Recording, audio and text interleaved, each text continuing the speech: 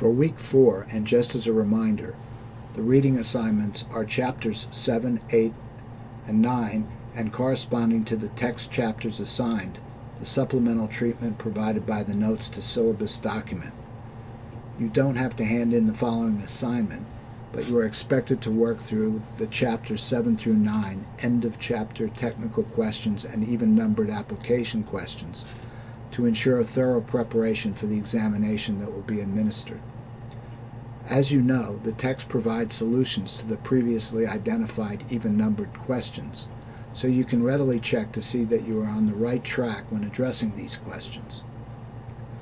As part of the weekly assignment, remember you should select and be prepared to discuss a current business or economic event, reported or analyzed by a prominent national publication, that reflects a relationship presented by the reading assignment.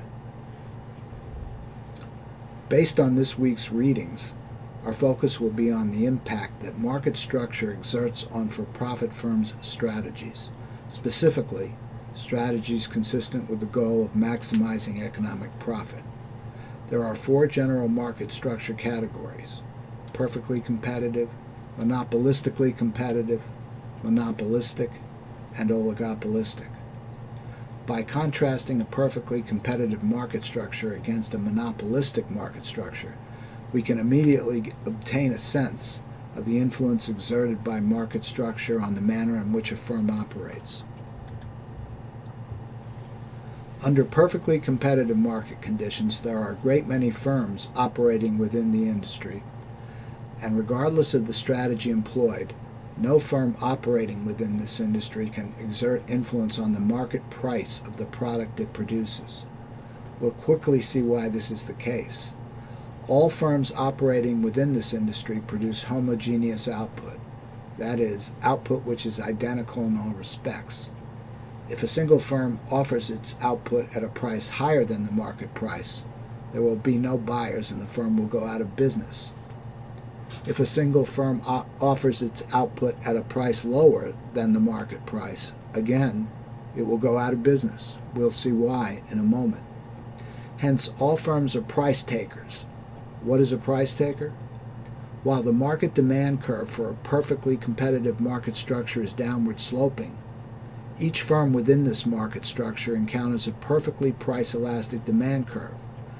Under these circumstances, firms maximize profit by producing output to the point where marginal revenue equals marginal cost.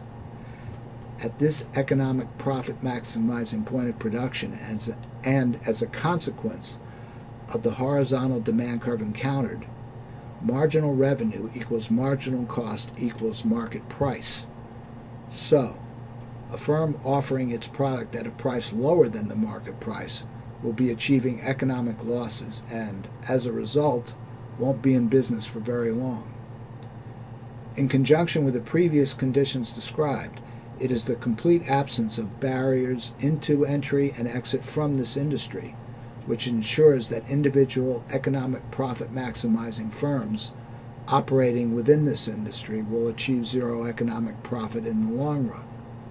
We can think of zero economic profit as corresponding to an outcome where explicit revenues minus explicit costs minus opportunity cost equals zero. By definition, monopoly means single seller.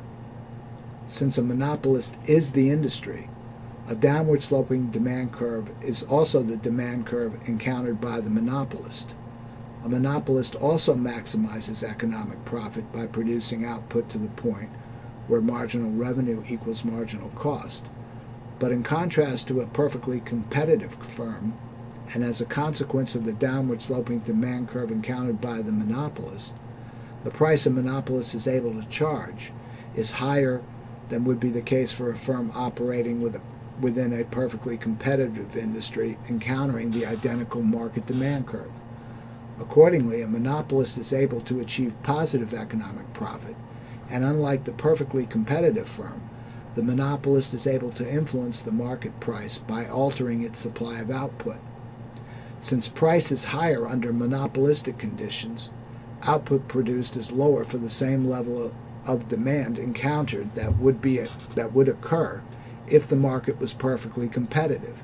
This comparison between a monopoly and a perfectly competitive firm underscores how differences in the underlying conditions exhibited among the four general market structure categories will exert significant influence on business strategies in a variety of areas.